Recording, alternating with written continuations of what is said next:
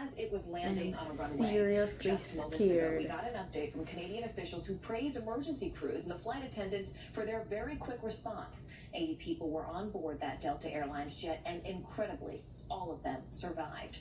This morning, NBC's Today spoke with a passenger who took this video, and he recalled the terrifying moment inside the cabin right after the plane hit the tarmac. The wheels touched down, and then all of a sudden, I was in the window seat on the looker's left side, and then all of a sudden, I just remember being fully sideways, and I was looking down and just seeing like sparks and flames and whatever was grinding against the ground. And then, yeah, it happened pretty dang quick, and we were just upside down hanging from our seatbelts. People were feeling pretty frantic, and but everyone was obviously able to get down. Most people needed help, I think, from someone who had already got down. And then we kind of just slowly moved off the plane. In all, Delta officials say 21 passengers were injured and taken to the hospital, and we're told that all but 2 of them have since been released. The plane was heading from Minneapolis to Toronto when it crashed yesterday afternoon. And as you can see here, investigators have been back out on that snowy runway today, searching for any possible clues into how an incident like this happened. And that's right where we start with NBC News correspondent Antonia Hilton, who's live at Toronto Pearson International Airport. Antonia, look, officials talked a lot about the snow, the conditions there at the airport, but what else did they say about the focus of their investigation?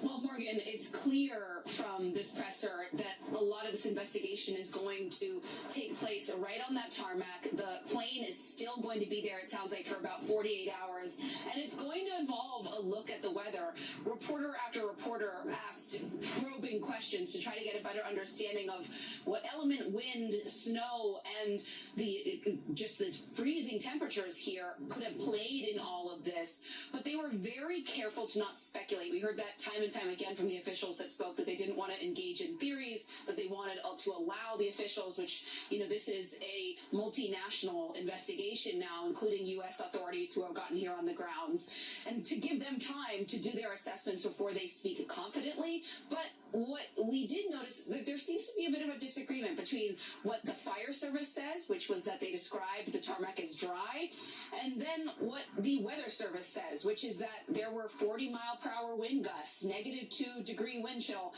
and that there was blowing snow at the time. So we are going to keep pushing for answers about really what was happening on the ground and what role weather may or may not have played in all of this, Morgan. Right, you talk about the discrepancy in the conditions of the tarmac, but what about the conditions of the passengers? Do we know where that stands?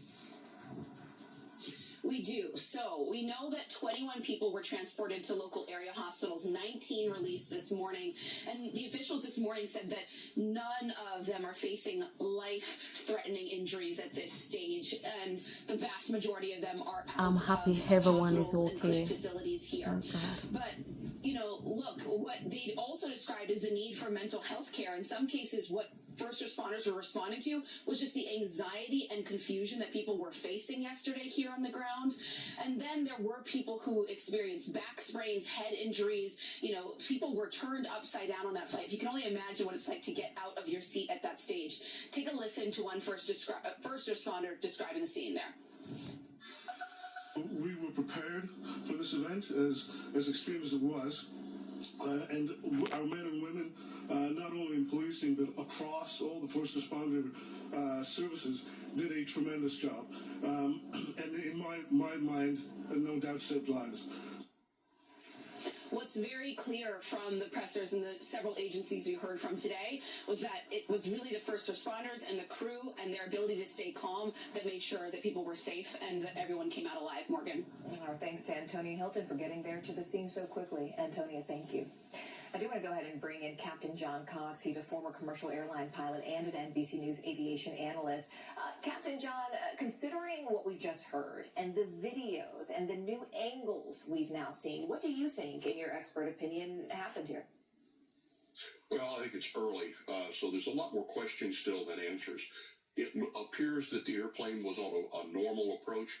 The winds were gusty, there was blowing snow, and to correct respectfully the fire chief that said that there was no crosswind, Yes, there was a crosswind. So the pilots are dealing with the windy conditions. This was weather conditions that airliners can operate in safely. But what happened here, the airplane touched down pretty firmly. We know that much.